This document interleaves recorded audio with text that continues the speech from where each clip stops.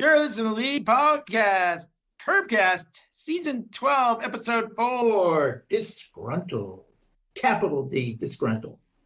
I'm Matt Durson. Disgruntled here. Just kidding, Clay Inferno. Well, I'm Disgruntled.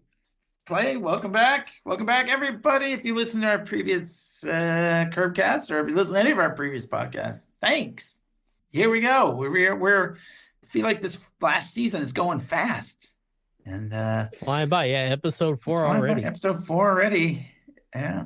But this is like classic Curb. I think this is exactly what you want in a Curb. It's very like there's references to other episodes, but it's pretty self-contained. And I was gonna say this is a very classic Curb episode. Yeah. Let alone that they're just back in LA, but you know, the whole structure of it and the locations and the situations and the Willie guys all of a sudden needing a urologist, like, you know, oh, do you happen to have a guy, you know? Yeah, like, the way the storylines classic. Intersect and everything. Yeah, this is very classic Curb.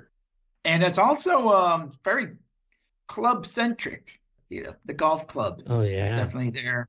There's a lot going on at the club this season, for that matter. So, or the last 2 episodes, I guess. Because we start right at the club in the locker room, and it's like it's kind of funny, like all these kind of old guys standing around. One guy's in a towel. I love the guy in the towel back there. I don't yeah. Really, I mean, it's golf. I mean, I don't know. I don't golf much. I haven't golfed in years.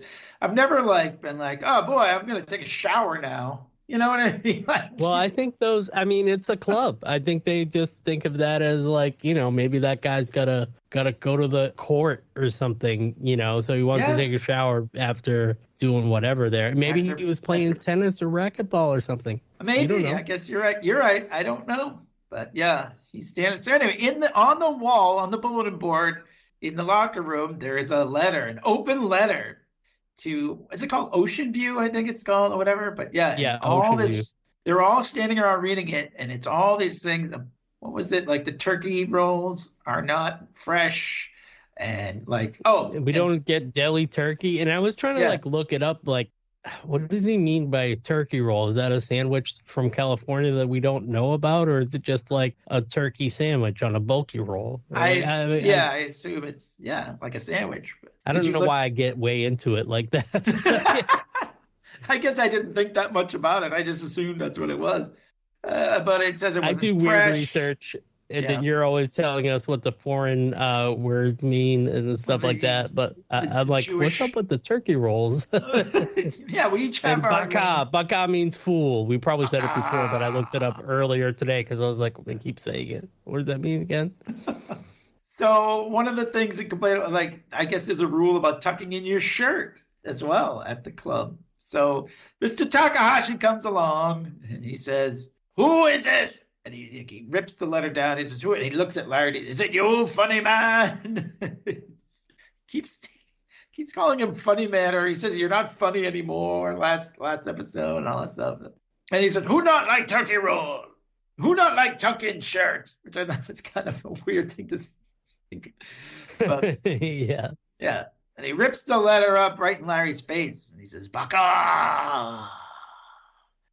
Baka. That's the saying for this. Well, and you can kind of tell by the way Larry's looking at the letter that he's not acting. Like, he does not know. Larry does not know who it is. Right. He's like, not yet. He praises whoever it was, of course, but he does not know. I have to say, I thought, even though Takahashi thinks it's him just because he doesn't like him, for one thing, and Larry does complain, I don't feel like Larry would write an anonymous letter. We should mention the letter was just signed Disgruntled. So Larry says, "I'm disgruntled, but I'm not disgruntled." Like, as he says later. I think,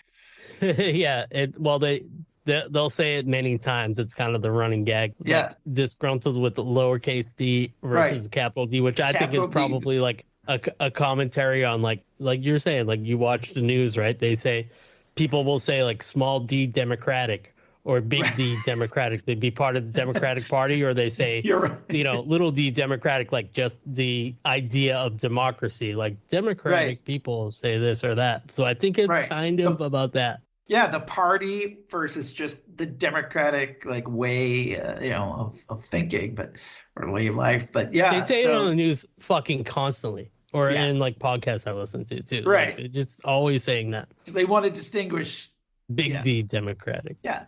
So yeah, that definitely is that's a little small D, definitely a reference to that. But I feel like Larry wouldn't write a letter. Like he would just say it. You know what I mean? Like he would. Yeah, you're right. Write a letter like that. He probably should have just told Takahashi that. But yeah, sorry. And he already knows he's like kind of on thin ice with Takahashi. Right.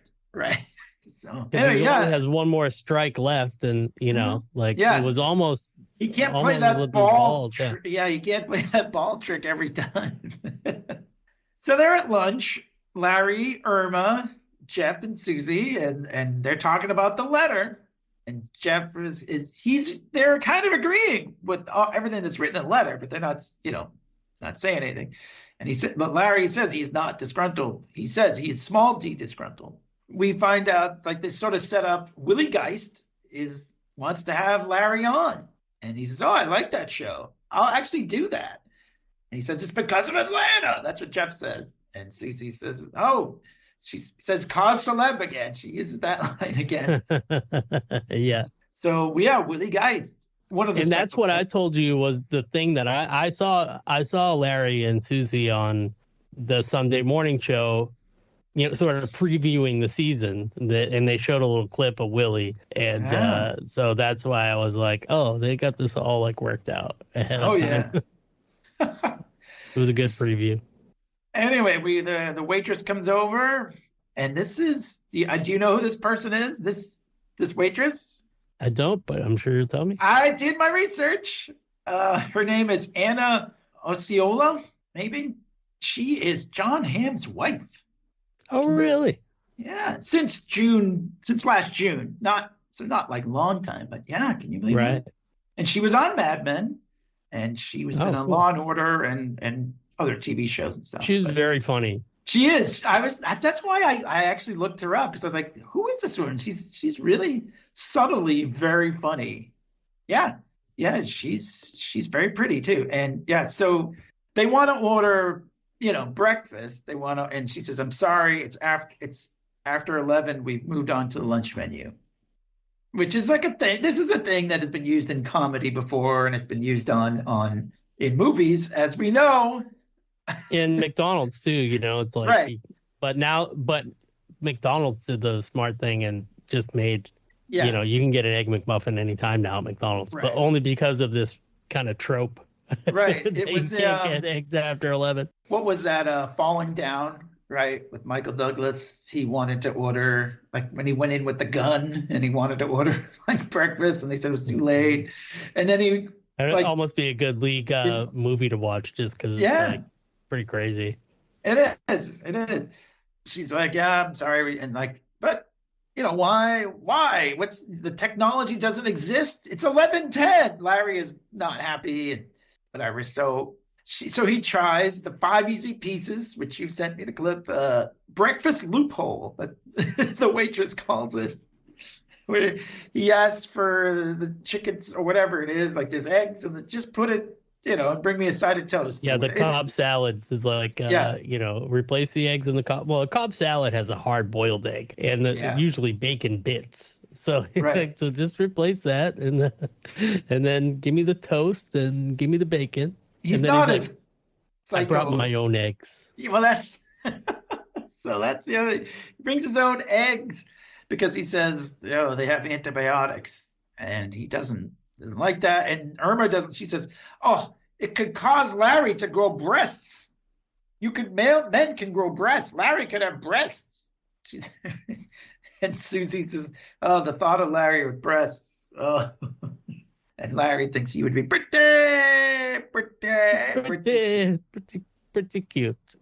cute. Meanwhile, they ask Irma how she's doing with her, she's in AA. And she says her sponsor says they should go to couples therapy.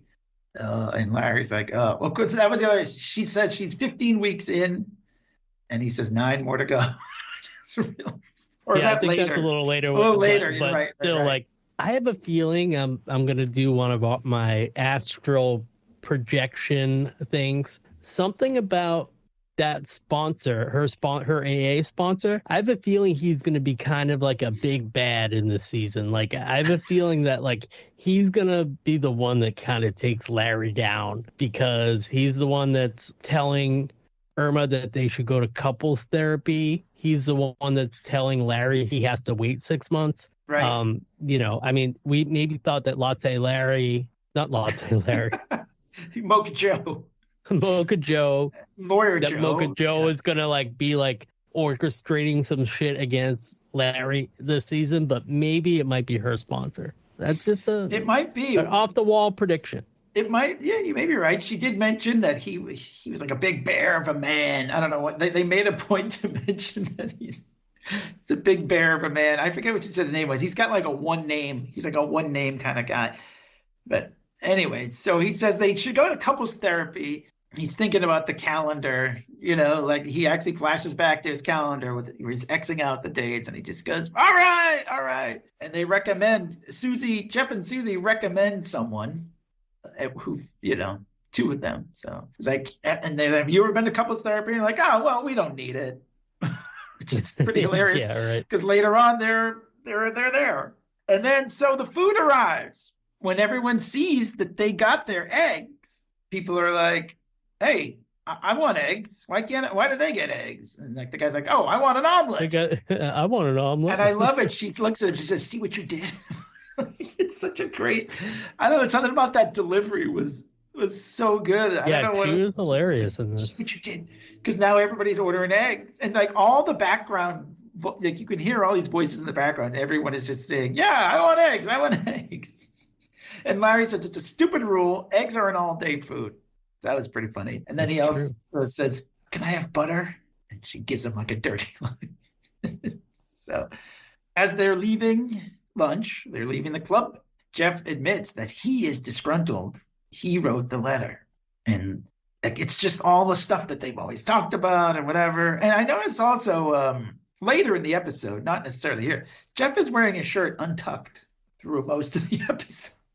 I didn't notice that. That's a good eye. All these little things, you know. And Larry goes, this is the greatest thing. You could tell this was well, a lot of times in this episode, as we celebrate Curb as it's coming to its end, you can tell when they're improving and they're cracking each other up, because Larry goes, this is the greatest thing you've ever done in your whole life. And Jeff's like, really? He is dying laughing, but holding it together my entire life. He's like, and what did Larry say? He's like, you nailed that thing up there like Martin Luther. Yeah, I know. You can tell they are just like, maybe Larry's a little less like worried about like whatever, and they're cracking each other up because they definitely are doing it. No, it's part of the whole charm of the whole series, you know. Right.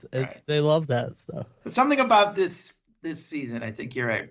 Next we get LD talking to Willie Geist, and he says, like, he's like, no, did you hand that person the water knowing that it was against the law? And Larry's like, oh yeah, of course. And I love it. He says he's going to take it to the Supreme Court, which is that is a Trump thing, right? I mean, that's got to be. Sure. Yeah. I mean, you know, if you think about it, we're all wearing it on our sleeves. Like, this is just like this. We're just attacking it from this side. They're attacking it from their side, you know?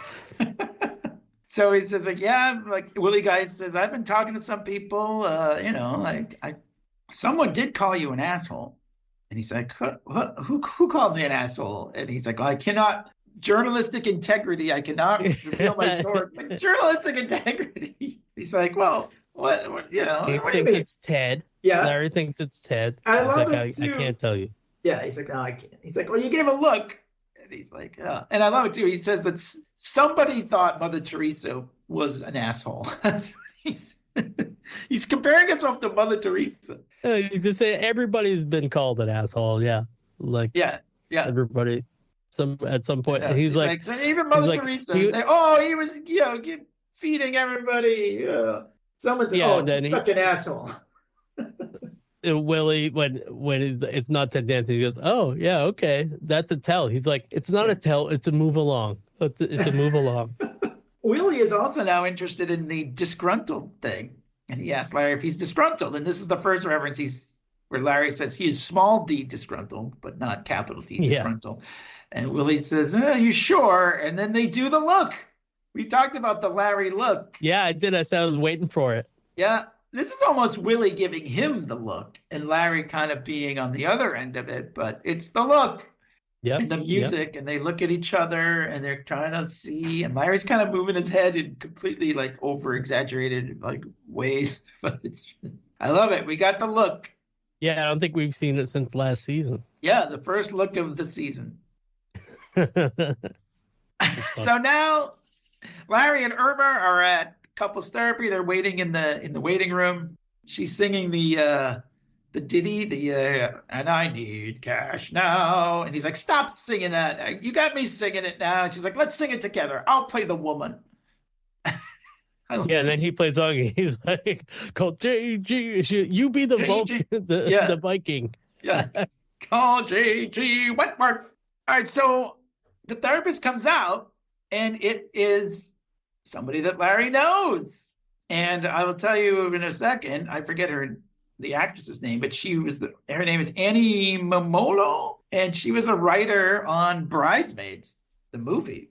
And she's in Bridesmaids, and she's written a few things and been in a few things. And her husband, fictitious husband, this person did not actually write for Seinfeld, but that's played by Rob Riggle. Played by Rob Riggle, yes, very funny man. But he's paying a fellow named Hobie Turner, supposedly a writer on Seinfeld, though he was not. But still. But yeah, Larry didn't recognize her name because she used her maiden name, right?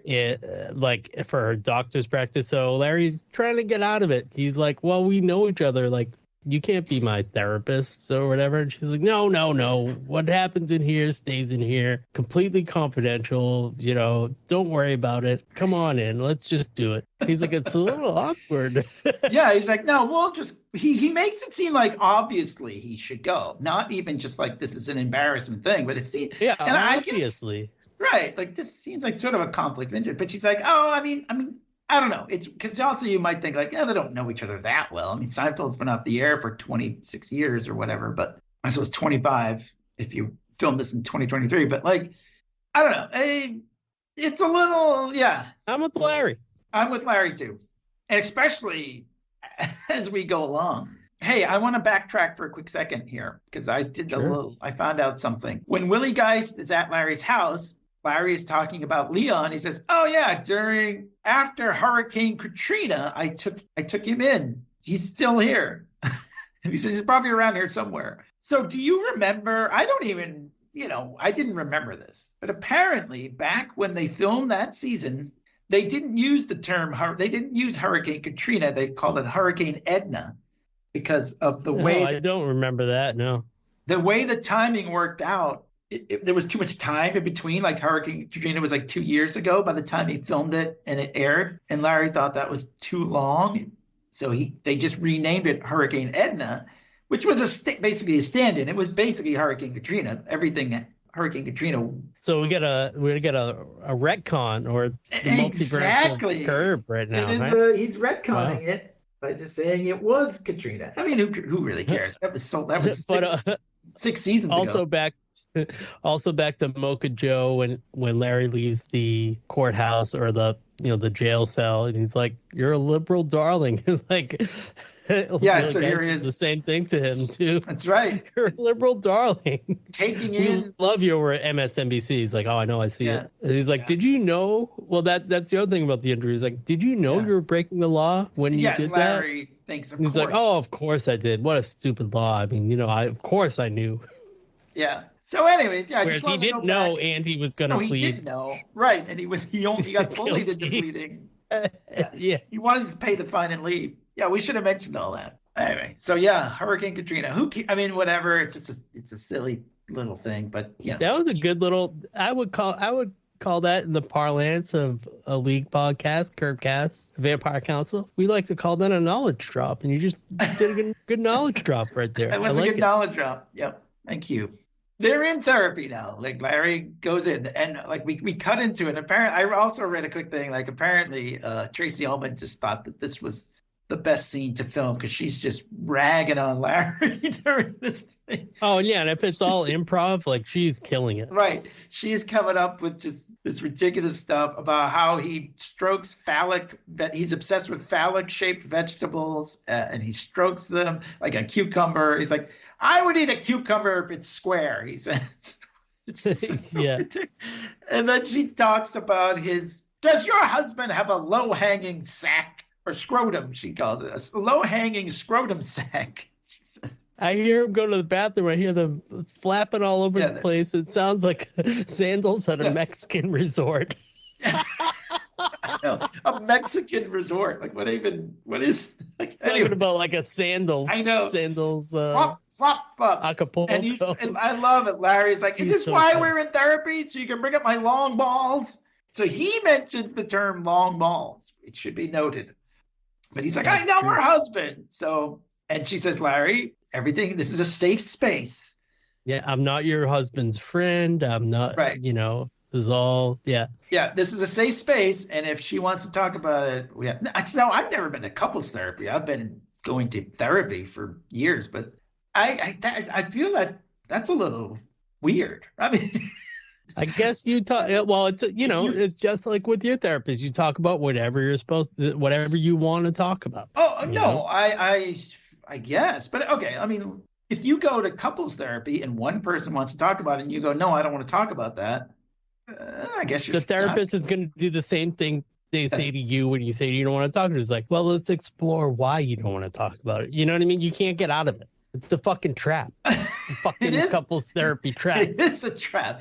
But I mean, if it has nothing to do with, I don't know. Like, I feel like I'd be like, all right, well, we'll get to it when Jeff and Susie are there too. So we'll talk about it there. Yeah, basically, I want to get to so they're done. And the therapist says, we should go to lunch. And Irma's like, oh yeah, we'll go to the club. You could be our guest, which is weird because I think they're also her husband is also a member, I guess, because we see him there later, but whatever. And Larry's like, he doesn't really, he doesn't feel great about that. He hates every second of being there. And he's like, he's like kind of getting, he's getting railroaded once again. He's getting railroaded again. So, and does Larry hear the sneeze? No, that's next. So yeah, they go out into the waiting room and Jeff and Susie are waiting to go to couples therapy, even though they were like, we didn't really need it. And Irma says something like, oh, she's fantastic. I don't know. She's no magician. I don't know if she can help. It's like a dig. Yeah, I don't know if she can help you guys. And Susie's like, well, how about that? Yeah, and this is where Jeff's shirt is obviously untucked. They're in therapy. And she's talking about he's never around. He's always at the club. And she's like, believe me, I don't mind him not being around, but he hates the fucking club. And he even wrote a letter. And Jeff says, don't bring that up. I don't want to talk about that. So this is where I wonder, right? Like, you know what I mean? Like is that something that is really about their marriage that's going to get to the problem? Like she doesn't say, well, Jeff, why don't you want to? The therapist just says, if Susie wants to talk about it, we're going to talk about it. Like this therapist isn't that, I know she's not real, but she's not that good. I also feel terrible. Like it's going to sound at least 25% misogynistic for me to say this, right? But I feel like 25 or 25 to 110%. But I feel like and as you just mentioned, it's not, none of this is real, right? But I feel of course, like, but it's fun to analyze this. Okay? Yeah, so yeah. Please. But I feel like this is like kind of one of those situations, let's say Larry wrote it, or came up with the scenes or whatever. Maybe he doesn't even write on the show. I don't know. But who knows? But like it's definitely poised as we always have to I'm really getting railroaded here by like all these women in my life. And like I felt like a twinge of, I very rarely get that classic Curb when the show was first on and you're watching it and you're going, because I feel like a lot of TV, or maybe I'm desensitized to the humor on Curb now, or even just life is just so crazy now. When you genuinely feel uncomfortable watching the show, like that was like, I feel like the whole premise from right at the beginning, and you would totally cringe or whatever and be, oh my God, I can't believe Larry said that or whatever, you know? Yeah. Like I felt uncomfortable, like when Larry is feeling like now he has to go out to lunch with them just because Irma said that they were going out to lunch, and the therapist like agrees to it. And it's like, if you were in Larry's shoes, you would be like, fuck this lunch. Like I didn't agree to this. You know what I mean? Yeah. And the same thing with Jeff when he's in there is just sort of like this therapist is, maybe she's an awful therapist, but also like she's making the guys totally on the defensive and not helping them at all, making them out to be the bad guys. Yeah, because they don't have anything to say, I guess, anyway. But like Susie is talking about what a cold fish she is. I love, she says, who wouldn't want to snuggle with me? But also at the same time, in the magic of the improv, she goes, he's never home, he's always at the club. Yeah. But then she's like, but I, kind of like my day off arrangement here, like at home, it's like I leave the house when Stacey has her days off, and she's like, I like it when he's not home. Fuck that, he's not there. I can do whatever I want. You know what I mean? So in the same breath, she's just kind of like contradicting herself in a way, you know? Yeah.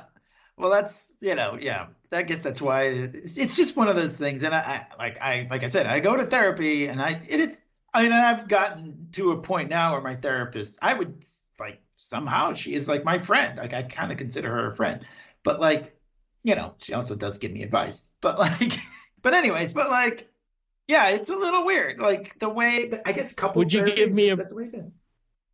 I want you to give me a percentage about how careful I was and my percentage of how misogynistic it was, if I was right with that. Okay, well, I mean, that was probably, I think you're coming at it from an angle of this is how the show is handling it. You're not saying personally, but I felt legitimately uncomfortable, as if I was in Larry's shoes. You know what I mean? Which is kind of like how we're supposed to feel. Yeah. You know what I mean? I think that's how the show. Because I don't like feeling that way, and I felt that way before. That's all.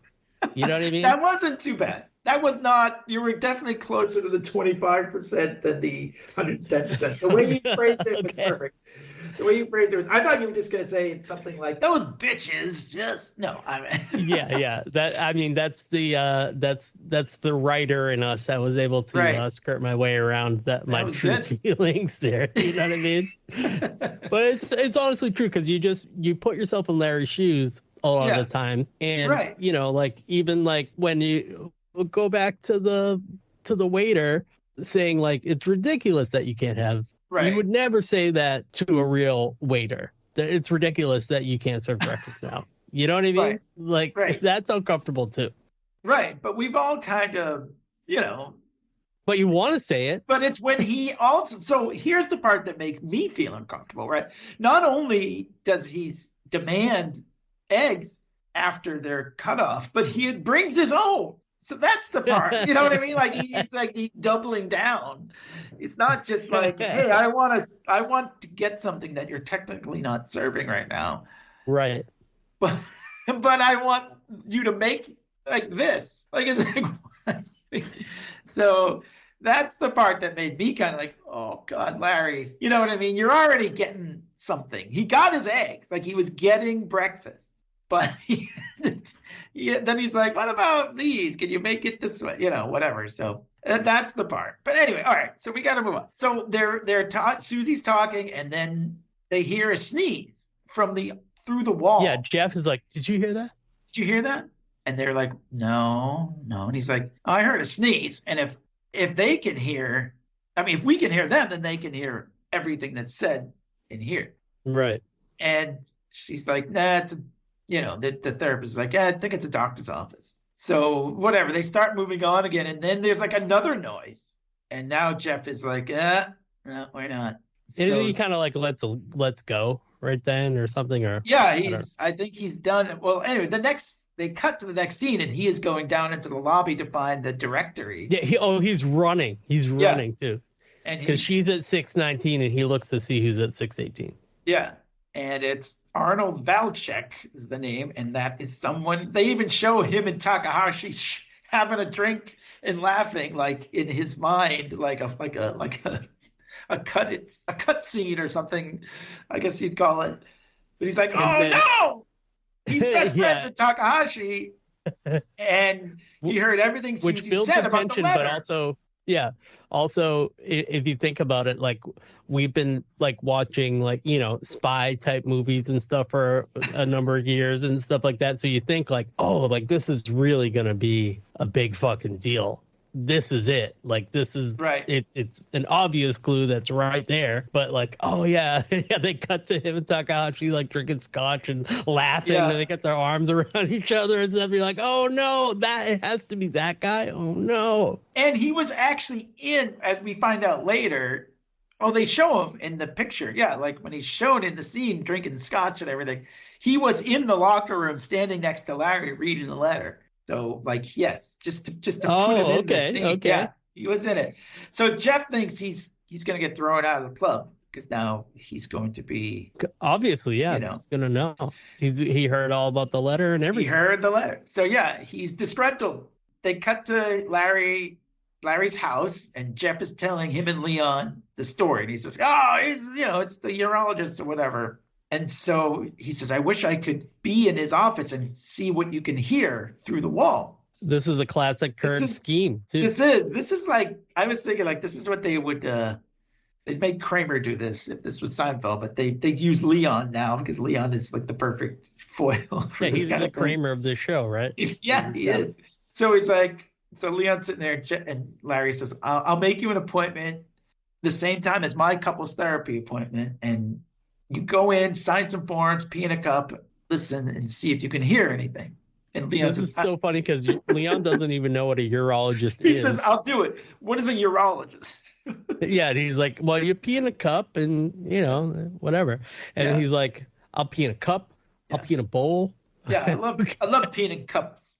I love that they have this little thing now. Do you, have you, I don't know. I mean, I've had a lot of medical problems and, I have to pee in a lot of I've had to pee in a lot of cups like over my lifetime. Larry says that because Leon says I'll have to drink a lot of water before I go, and Larry says I feel like when the cup is presented, you can you'll be able to just go. And Jeff says you can pee on demand. Like you could just pee on demand. Yeah. So I'll throw this in there. I don't mean to interrupt you, but I'm going to volunteer this information, and then you can tell me. I also could pee in that cup on demand. I wouldn't need to think about it ahead of time. Yeah, no, I would just be able to pee. I mean, most of the time I can, but there have been, a couple of occasions where if you're not ready, you know what I mean? Like, I think that's what it is. Yeah. Like maybe because I drink coffee and stuff. I don't know. Yeah, maybe that's it. I don't know. I don't drink a lot of coffee and I don't drink a lot of water either. But I do remember one time where I had to go. This is way back during my Wegner's times, and I had to have an infusion, right? Like where they're so you're there for like 4 hours. And I remember asking the woman as I was sitting there, I'm like, I kind of have to use the restroom. Are you going to be needing a urine sample? And she said, no. So I said, okay, great. So I went.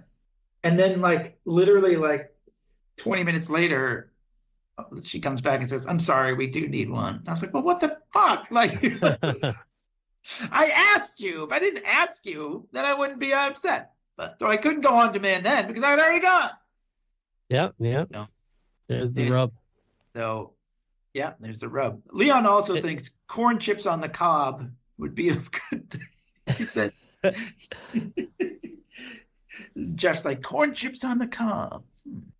He's the guy that makes corn chips on the cob is going to be a millionaire. Yeah. I don't know how you would make that. Like a big, like what would be the cob? You know what I mean? Yeah, I guess that part you have to would it be like away. A big, yeah, right. Well, what's the difference then? if you're just going to eat the I corn don't chips. know. I think it was just so that he probably just thought of it, and like No, it's then he did the like how you eat corn on the cob, like right. motions. Yeah. All right. The next scene, we have the lunch between Rob Riggle, Hobie, and his wife, the therapist, and Larry and Irma at the club. So I love them. They're talking And our about, brilliant waitress is yeah, back. the waitress is back. So here's something, though, I got to talk about. So, first of all, there's two things in this scene. On the one hand, he's talking about what seasons he wrote on. And he said, I wrote for 2 seasons with Larry and then 2 seasons after Larry left. And then she says, but you came back for the finale, right? And there's like a pause, and Larry's like, yes. So again, this is another reference to the Seinfeld finale.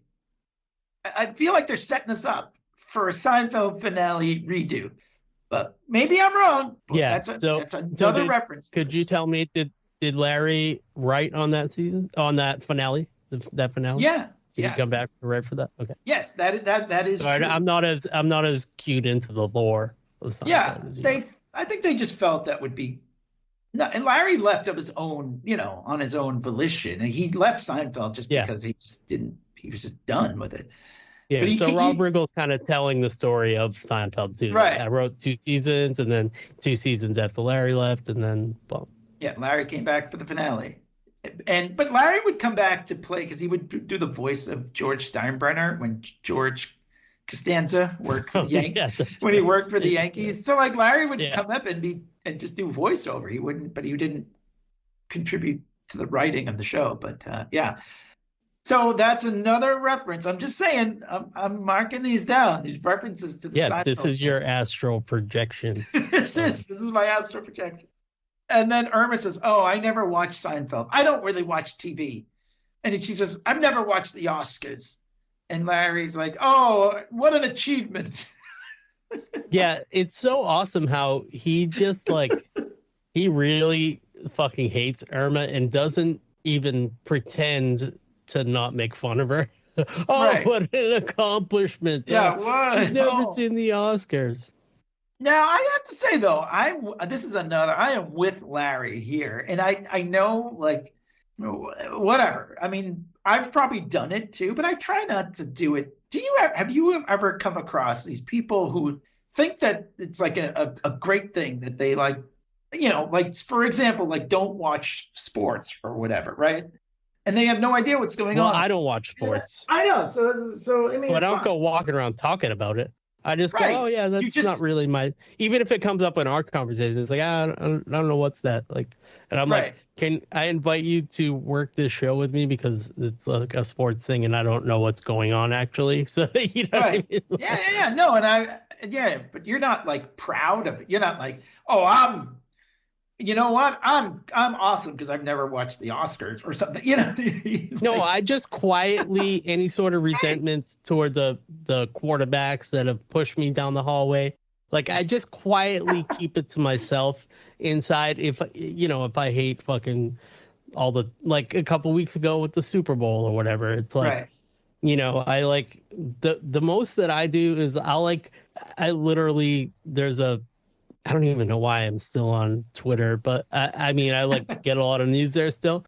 So I mute Patriot. I won't ever see the word Patriot or, well, for good reason, but good other reasons besides the New England football team. But but I don't see Patriots, Travis Kelce, Super Bowl, Kansas City Chiefs. I go blocking that word. I'm blocking that word. I'm blocking the word because it angers me in a way that it's just kind of I don't care about it's just give me the next Adam Schiff tweet. You know what I mean? I'm not here to hear about the Super Bowl. You know what I mean? Sure. No, but I just quietly keep it inside my resentment toward sports people. Yeah, I mean, I get it. Especially, it's fine. You should curate your social media, so that you don't have to see stuff you're not interested in. I get that. But I mean, in conversations where people are okay, I've never seen a Harry Potter movie.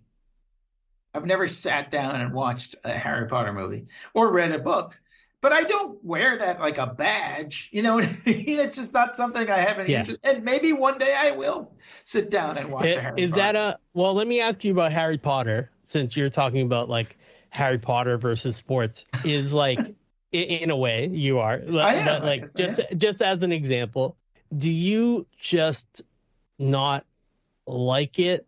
You think like, oh, that's not for me. Like I don't think that I would like that or whatever. Or like, do you have a resentment toward Harry Potter in the way that I have a resentment toward, the fucking New England Patriots or whatever? Yeah, I was bullied by wizards as a kid. Yeah, so that's why I.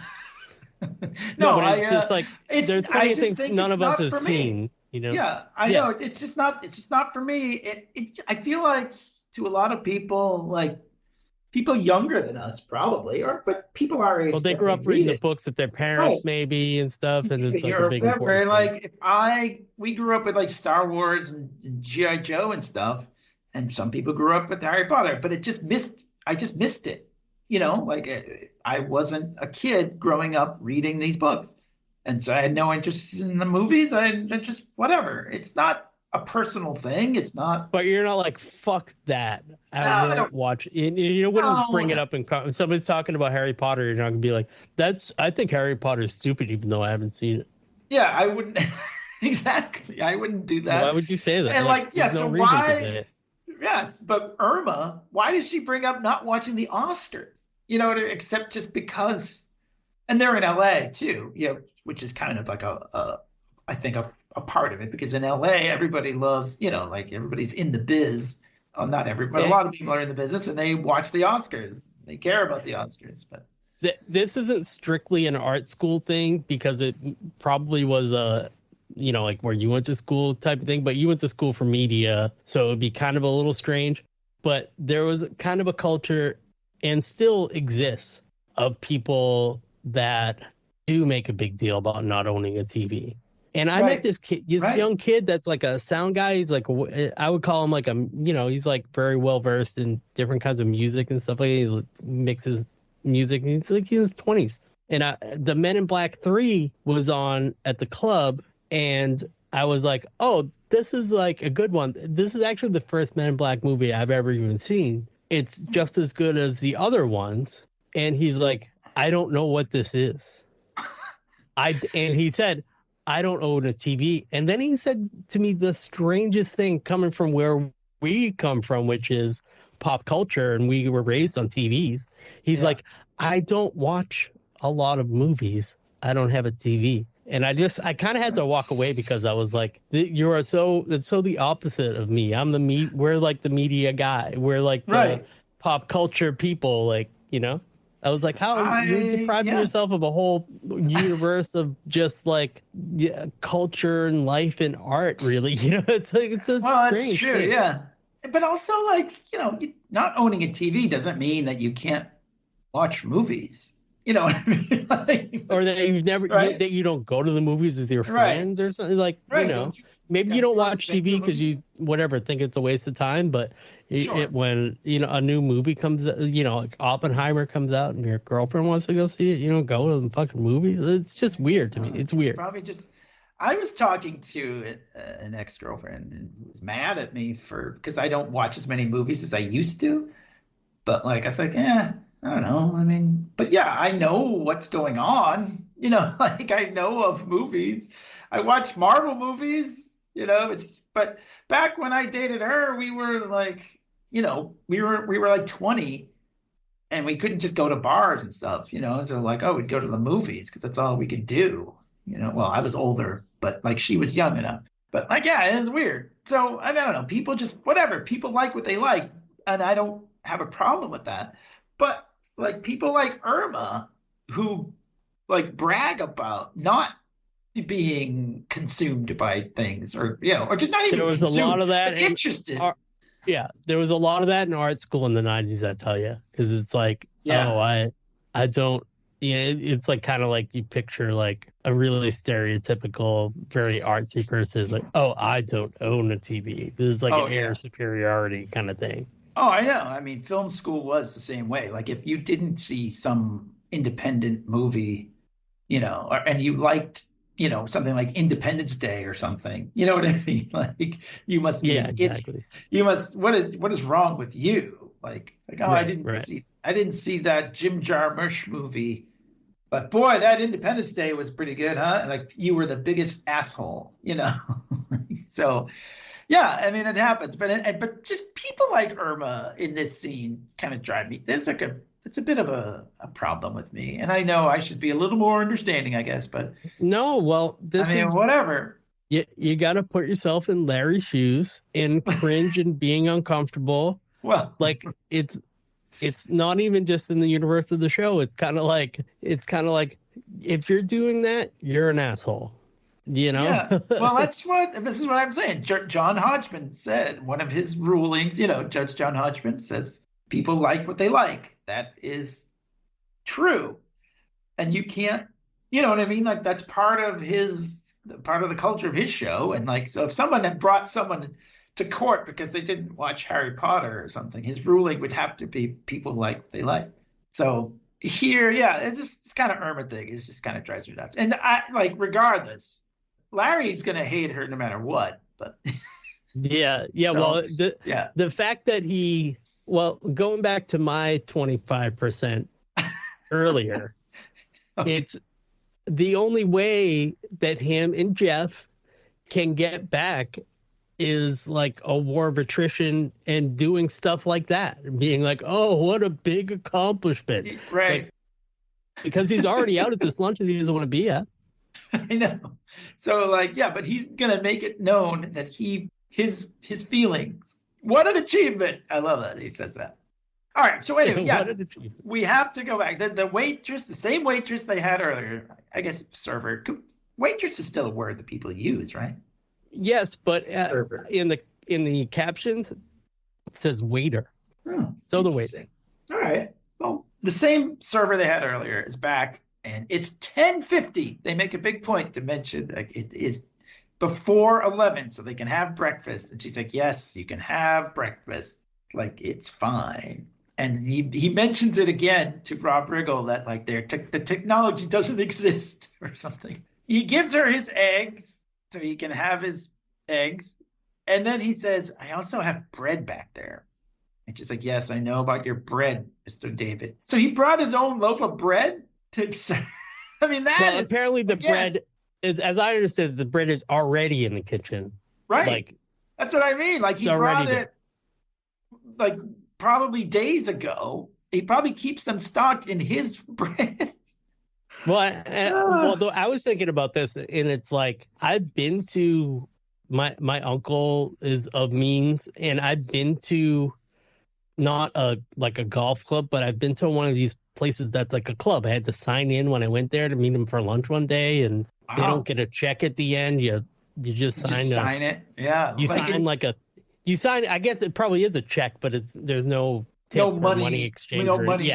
Yeah. And like in Goodfellas. You remember that scene in Goodfellas? Yeah.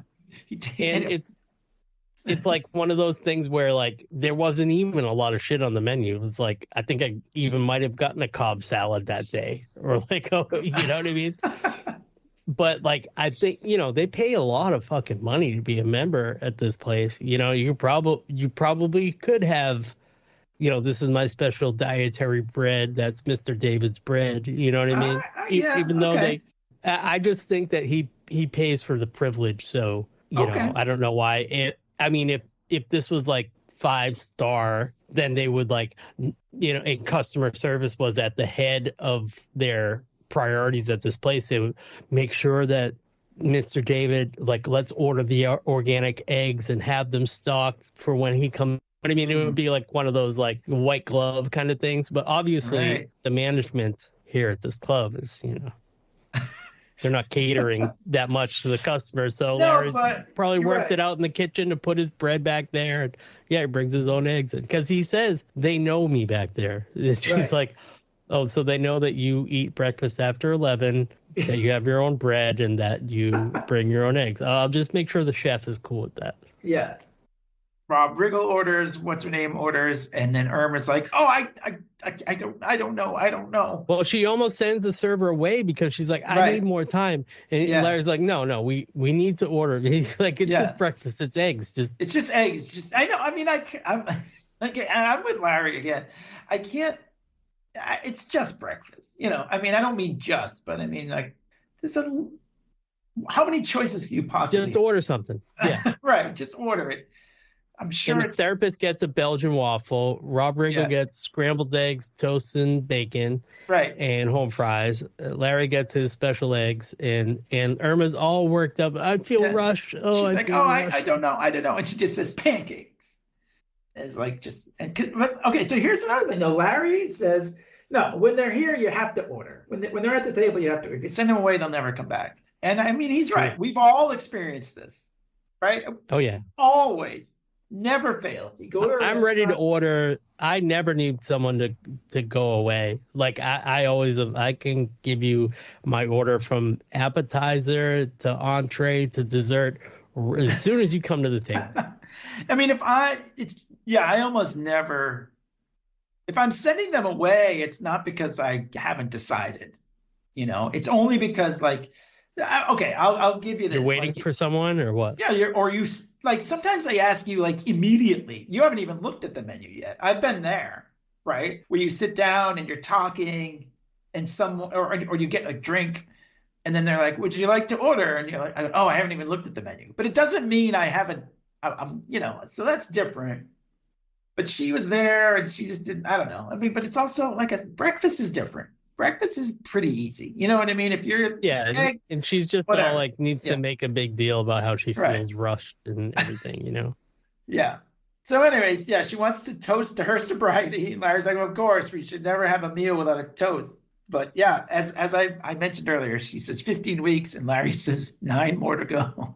And she's like, what? Yeah. Like, that's when Larry like kind of closes his eyes and he has that flashback about pulling out the drawer and Xing out the calendar and everything. And the sponsor going, no changes for 6 weeks, for 6 months, Larry. So he's like, she's like, what do you mean? And he's like, oh, well, so you're in the clear. And she's like, oh, no, I'm never in the clear. It's a disease. And she talks about. He definitely slipped up. He did not mean to say that out loud. It's great. So she talks about walking in, just like we said, like walking into the council chamber naked and the air on my nipples and the looks of admiration. She says, and Larry's like, please, we're going to eat. It's just so. So here's like one of the big lines of the thing. So Hobie asks how his golf game is. And he says, how you hitting him, Larry? And he says, oh, great. Right off the tee, hitting him long. And then the therapist says, that's why they call you Long Ball Larry. Call back of the year. And he just gives her the look and he's like, well, like, I mean, you're not, you can't be. This is why you don't see your therapist socially, right? I mean, like, I don't know. It's weird. Anyway, so like. But what season was Long Ball Larry? It was 10 minutes ago. It was but it was in the other season. Was it? She's making a reference. You don't remember that? No, I don't. That was since we've been doing the podcast, there was a whole Long Ball Larry thing, which was a callback to that. But it was also just a few minutes ago when he told the therapist, or when Irma told the therapist about Long Ball Larry. Anyway. I stand corrected. Season 6, episode 7. Oh, okay. There you go. So there we go. So this is the couple references now. All right. So Irma, they get their food. Irma's not liking her pancakes. And Rob Riggle says, oh, do you want to switch with me? And she's like, oh, that would be so nice. So and Larry's like, what are you doing?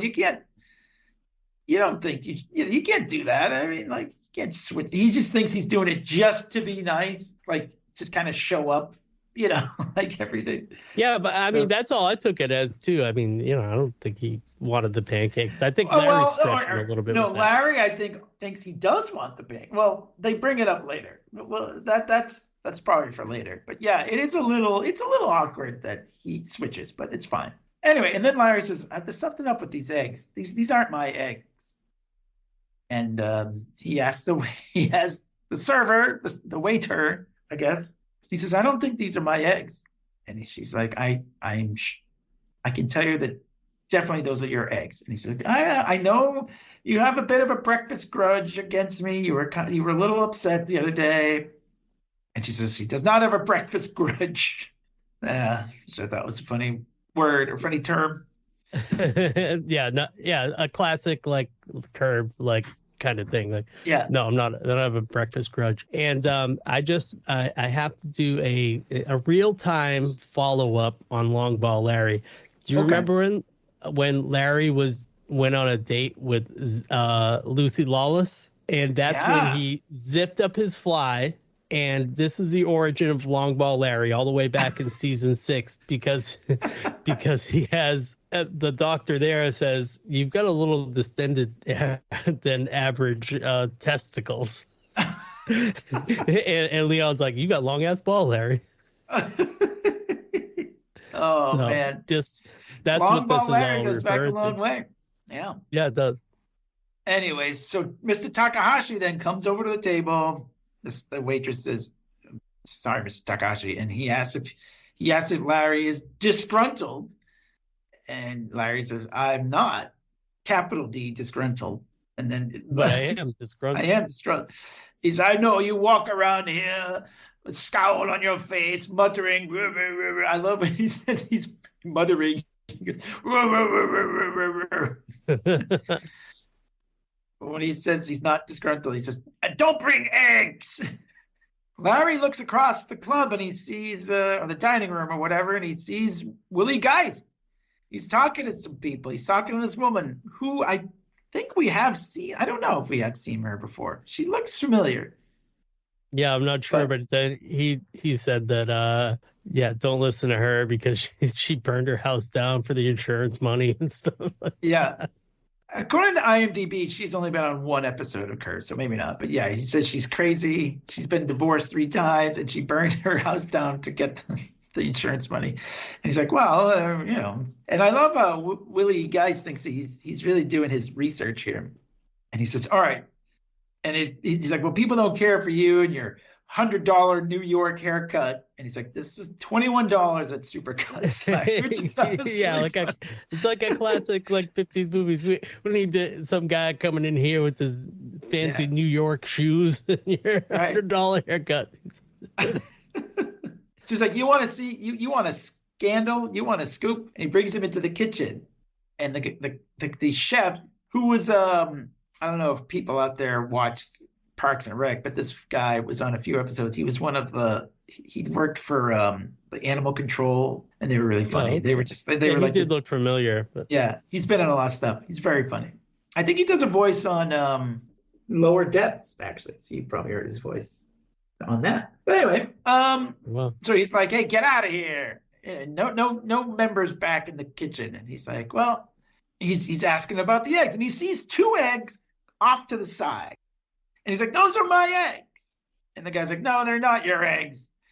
And Larry says, they're different colors. This one is caramel colored, and this one has an almond sheen. It makes a big deal about the almond sheen. He's like, eggs don't have a sheen. No sheen here. I don't see a sheen. He's like, are you writing this down? This is good. He's like, I'm not writing this down. Yeah, not a word. Willie Geist is playing a great straight man through this whole episode. He's very good. I love it. He's like, Larry's like, you're going to be on TV. And the chef's like, what are you recording with? Your handkerchief? Yeah, right. There's no cameras. He says, get out of here. I also like, he's like, yeah, Willie Geist, big fan. I thought that was nice. He's a big fan. And he's like, Larry's like, where's my bread? I'm not leaving here without my bread. And he's like, Takahashi threw it away. And he's like, I'm not leaving here without my bread. And then like the chef, sometimes Larry gets shut down and he just goes, all right. Yeah. He's like, get out of here. And he goes, all right, we're leaving. All right, fine, we'll leave it. Yeah. He's like still mad, but he's like, yeah, we'll leave it. Yeah, he doesn't want to get kicked out because of that or whatever. Right. we're talking, and I mean, we're at couples therapy again with Irma and Larry, and he's talking. He kind of giving her shit about, because Irma's talking about what a great guy Hobie was for trading after he saw she wasn't happy with her pancakes, and he's like, it wasn't his place to do that, and she says, no, it was your place. I think you're jealous because he's a better person. He's like yelling at his because well, Irma's like kind of, like, I love the way your husband is so great. I love the way he cared about you, and he even cared about me. He switched his eggs. And Larry's just looking at Irma with such disdain, like the whole time. He's just like, I can't but he with also you. thinks that's Hobie secretly wanted the pancakes. So okay, way back when Jeff and Susie were way back earlier in the episode, but like Jeff and Susie Jeff ordered pancakes and Susie changed it on him. So I feel like this is like a callback to that. Like basically kind of saying like men wish they could order pancakes. Yeah, right. Like, yeah, I can see that. Yeah. So he's kind of saying like, Hobie wanted to order the pancakes, but he didn't. And then this was like his way to get pancakes. Meanwhile, the big thing at this scene is Leon is in the next office, the urologist's office, and he can hear everything that is being said. Right. Yeah. He's leaning in. Yeah. He can hear everything. So the doctor comes in. He says, all right, Mr. Black, how you doing? He said, so you're an expert on pee. He says, he's like, yes, well, that's what urine is, or whatever. Yeah, well, he's like, oh, so you're an expert on pee. Yeah. Well, what do you know about urine? And he's like, well, it's pretty much the same thing. Yeah. And then what does Leon say about, like, sometimes he pisses in a condom and ties that motherfucker off? And then he's like, do you ever have any problem peeing, Mr. Black? And he's like, well, no, I don't. Sometimes I get a little lazy, and then I just pee in the condom and I tie that shit up, and then I keep on fucking. Keep on fucking. I love the way he makes that gesture with his hand too. It's like, you just keep on fucking. Oh my god. So anyway, the therapist is still giving Larry shit and whatever. Meanwhile, so Leon, the guy says, all right, take your pants off. And he's like, what? So like Leon is laying down and the guy goes, to examine him. And then Larry hears Leon scream. And he says, you're not a pee doctor, you're an ass doctor. He says. Yeah, because he goes, I'm going to check your prostate. They start, and Leon is screaming, and you hear him like smashing things or whatever. And Larry, so now like she cannot deny, because even Irma's like, what is that? And Larry looks at her and says, I feel like we're not alone. Which I thought, like, Larry doesn't always get, like the one up on people. Right. Yeah. No, he barely ever does. You're right. Yeah. But this one he did. Like, she was caught, that everyone can hear was said in her office. So anyways, here we are. We're at the interview with Willie Geist, and Larry is being very, he's talking about how he's not afraid. He's not afraid of breaking the law. And he says, I'm not afraid of taking a cold shower. Some people wouldn't even go in that shower. Yeah. Tells his whole story about like taking a cold shower. And then he tells about he used to not like strawberries, but then he ate, a strawberry and he liked it. It's just whatever. And he says, it's like people. You don't know people till you taste them. Yeah. I love it. Like Willie Geist, like producer, is off to the side, just kind of like shaking her head. Yeah. And he's like trying to move on. He's like, I feel like we're going to go down the whole produce aisle here. He's like, what about boysenberry? You ever had a boysenberry? He was like, Larry's like, I was grudging strawberries, but I didn't know a strawberry. You ever have a boysenberry? Where was that? In Vermont? Yeah, maybe in Vermont. He's just going on and on about that. And like what fruit you get out of the ground or whatever. A lot of fruit out there, Larry. Yeah, right. That's what he says. So he's like, look, we have to move on. We're running up on our time here. And he says, are you disgruntled? And Larry says, I'm sorry to disappoint you, but I am not disgruntled. So capital D disgruntled. So they wrap up and this is like a weird, I mean, this is like a Curb thing, right? Because I feel like with this much contentious, like conversation, and then he says, Larry, I'm actually having, can I use your bathroom? And he says, oh yeah, sure. And he's like, I'm having a little issue there. Do you know a good urologist? And Larry's like, I do. It's like the perfect plot device for a Curb episode. And he's like, I do know a guy. You should go see the guy. And he's honestly giving him a good recommendation to go see this urologist. Yeah, I guess like if you were Willie Geist, would you ask Larry David? You know what I mean? Like, I guess maybe I don't know. If you're on vacation or a work trip, this is also something I don't think is very realistic either. It's like I'm here in LA, I'll be home in a day or two. I'm not going to be asking anybody for like how I can go see a doctor while I'm out there, especially for like something specialist. I might call and make an appointment for when I get home. Yeah. Well, maybe it's a real serious thing. I don't know. I just think it's just that's the unrealism of. I agree. Her, it's not really right. You wouldn't do that, but they need him to be in that urologist's office for the plot to work. But yeah, whatever. I don't want to overanalyze it, but that's what we're doing here. That's what we're doing here, right? All right, so they're at the Jeff and Larry are at the driving range, and he's talking about fruit some more. And Hobie comes up to him. Rob Riggle comes up and he says, "Hey, what are you giving my wife a hard time for?" And he says, "Wait, it's unethical for her to be telling you this stuff." He's like, "Well, she's my husband. I'm her husband." And I mean, this is like. Larry is Rob right. Riggle great? Rob Riggle is so funny. I've always loved him and shit. He's the best. He plays. It's not exactly a straight man, but he's like a straight funny man. Because he's very he gets very excited. Like he plays that very well. Yeah, like in Step Brothers, like he's so funny in that. He is. He is really funny. Yeah, so he's really mad. But I mean, Larry is right. She should not be discussing what goes on in therapy. Her big thing is this is a safe space, and what is said is, like in here is blah blah blah. But clearly it is not a safe space, as we know. Whatever. And he's like, "Hey, I'm getting some big D disgruntled energy from you, Larry." That's what he said. Yeah. And he keeps saying Larry is disgruntled, and all the golfers around them he yells at him. He's Larry David's disgruntled. Yeah. And this is the big Jeff is standing next to her and he says, "I'm disgruntled." Yeah, because Takahashi comes around when he hears Riggle making such a big noise. And the urologist is right behind him because he's like hanging out with Takahashi. Yeah, they're buddies. So yeah, Jeff admits, "I'm disgruntled." And then there's another golf there and he says, "I'm disgruntled." This is the Spartacus scene that I sent you. This is the Spartacus scene. Yeah. I'm disgruntled. And I'm disgruntled. And there's 4 golfers apparently that are listed in the credits.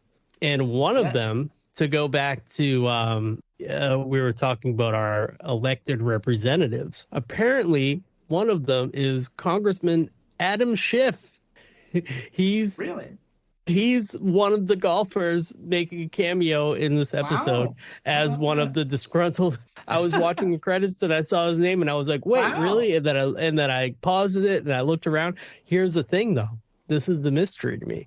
I know what Adam Schiff looks like, and I was trying to pick him out of the golfers, so maybe he's just credited and maybe he's like blurred in the background or something. I couldn't exactly find out which guy it was, but he's even on IMDb is listed there. IMDb lists someone named Jason Schiff as a restaurant patron, but I don't know. Interesting.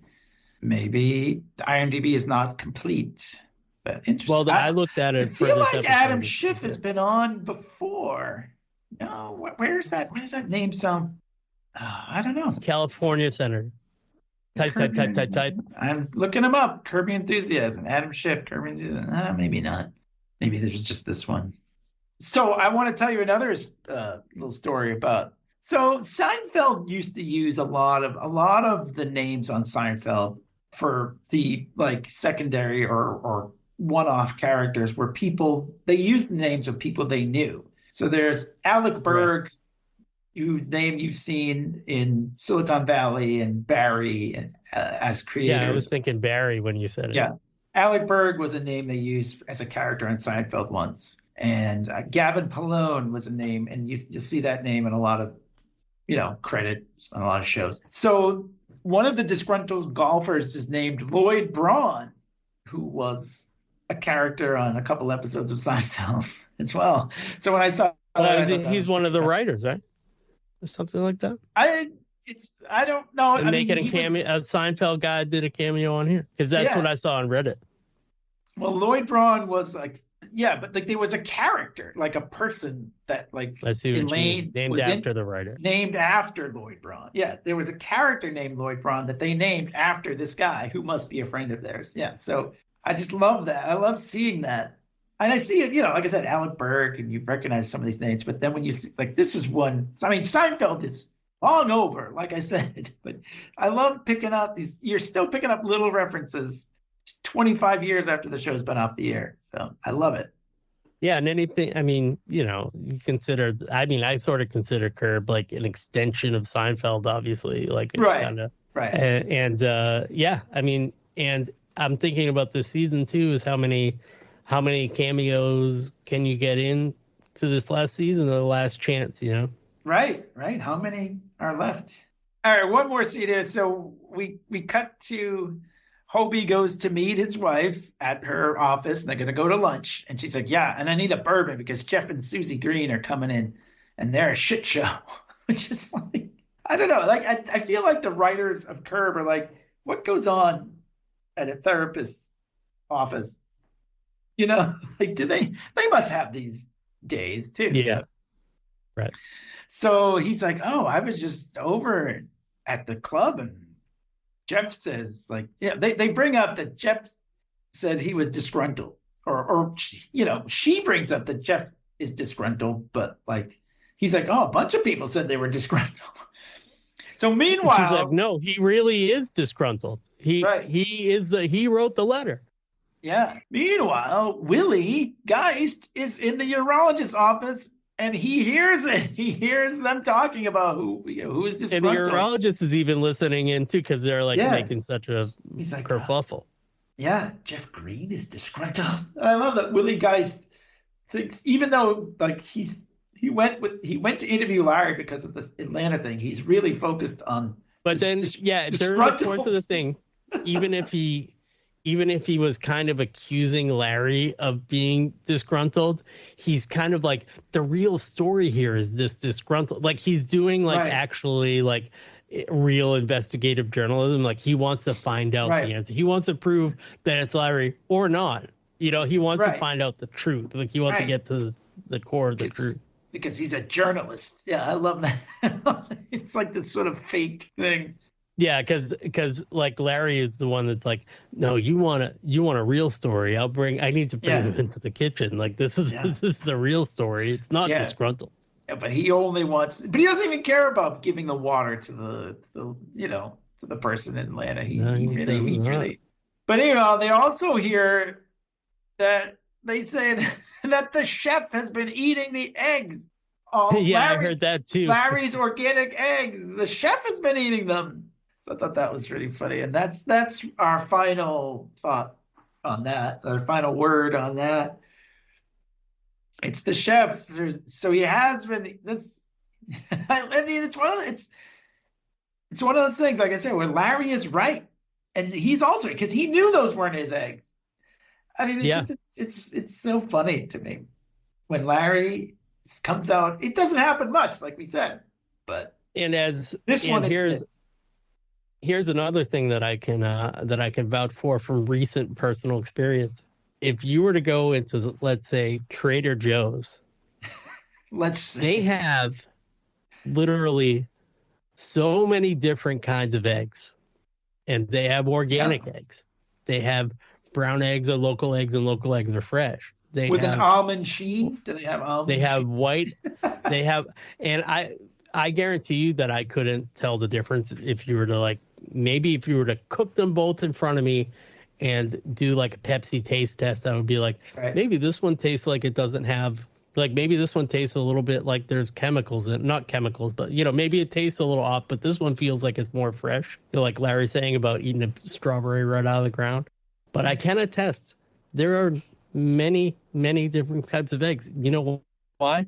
I know this because I was told one day to stock the eggs, and what you do when you're stocking eggs in a grocery store is you go in the cooler behind the eggs, and then you put them from behind so that the freshest ones are up first, but also it's more convenient to go in the cooler and put them in from behind. So you're putting in all these cases of eggs from behind. And probably my first day at the grocery store, I fucking knocked down a whole stack of eggs. Oh no. And then, but what they tell you in the grocery store world is everybody does that. No one has been immune to crushing that many eggs. They could have been organic eggs. They could have been white eggs, but it was a big mess. I wonder though, like, so today, this is just like stupid. Today have you ever been to that place, Fuel? We're kind of peeling back the curtain a little bit here. It's a place in Brighton called Fuel. Yeah, there's a few. It's kind of a chain, but I've been there before. Yeah, you've been to that one, yeah. So I got an everything bagel with cream cheese, and I was eating it, and I was really enjoying it. It was really good bagel. And the cream cheese was whipped, and I was like, oh, this is really good. It's really good. And I was thinking about like doing that, or versus like going to Dunkin' Donuts, which is obviously everyone around here goes to Dunkin' Donuts a lot. It's more convenient, you know, but yeah, you get a nice. My go-to breakfast is a bagel and cream cheese, and I actually prefer like a Bruegger's bagel if there's one around. That's my favorite. But yeah, you go to Fuel, you go to any like cafe that has like kind of fresh bagels. They're always the best.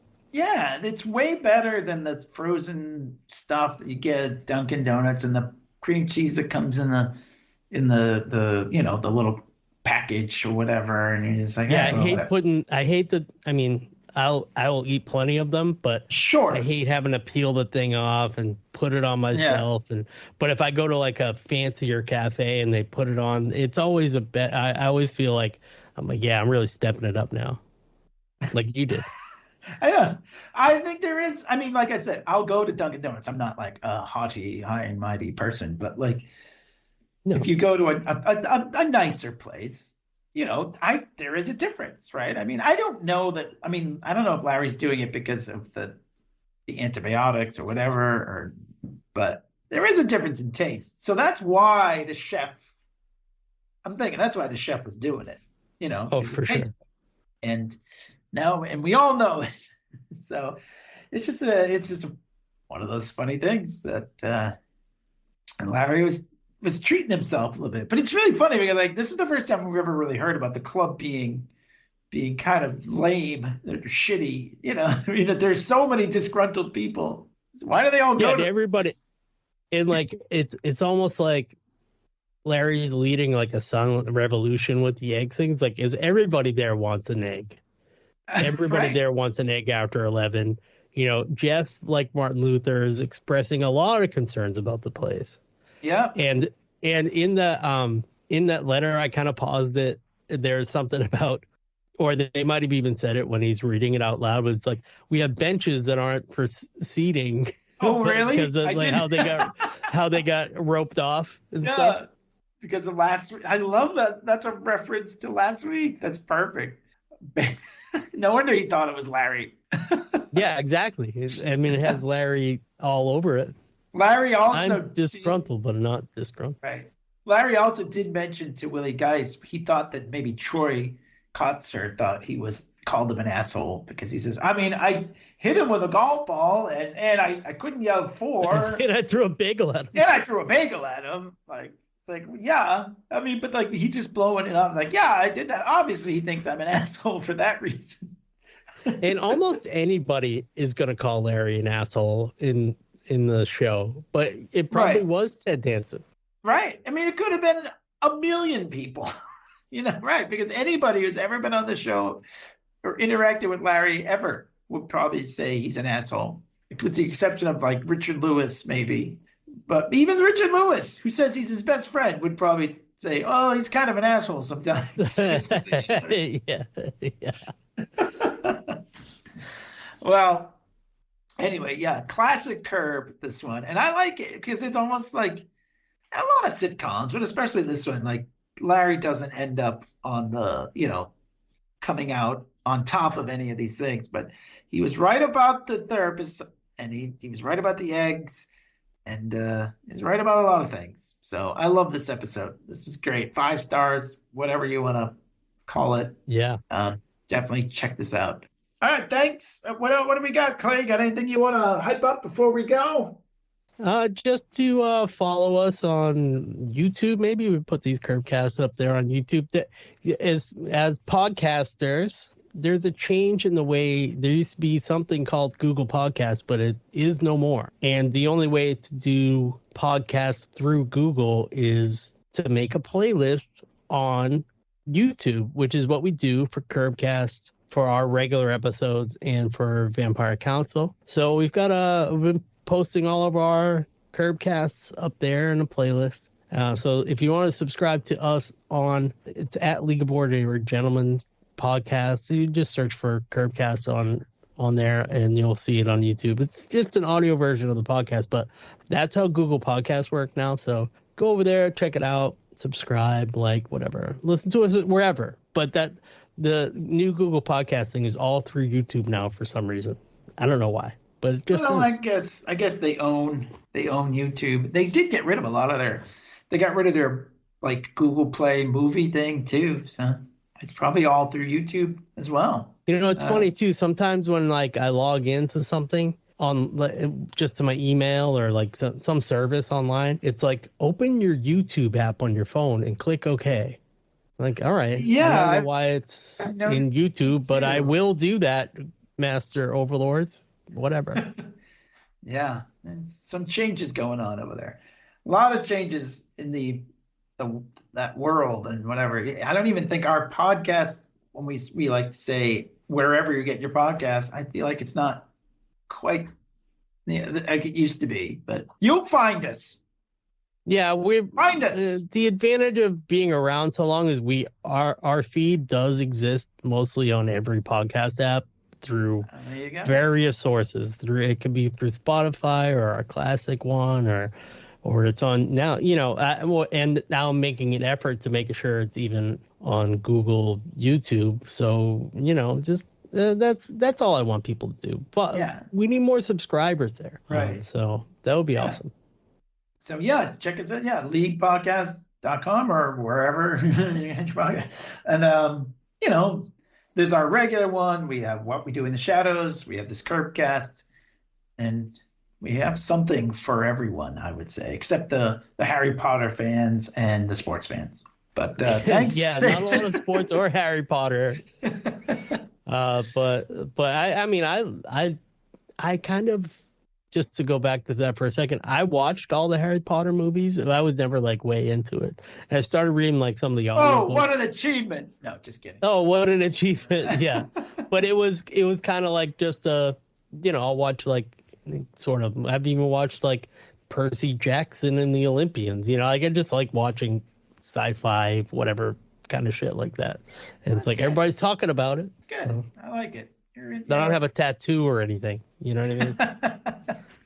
Well, I don't have a tattoo saying that I've never seen a Percy Jackson movie. So, what an accomplishment! Well, maybe you should get that just to say you did. That's right. All right, thanks for listening, everybody, and we'll talk to you guys next week.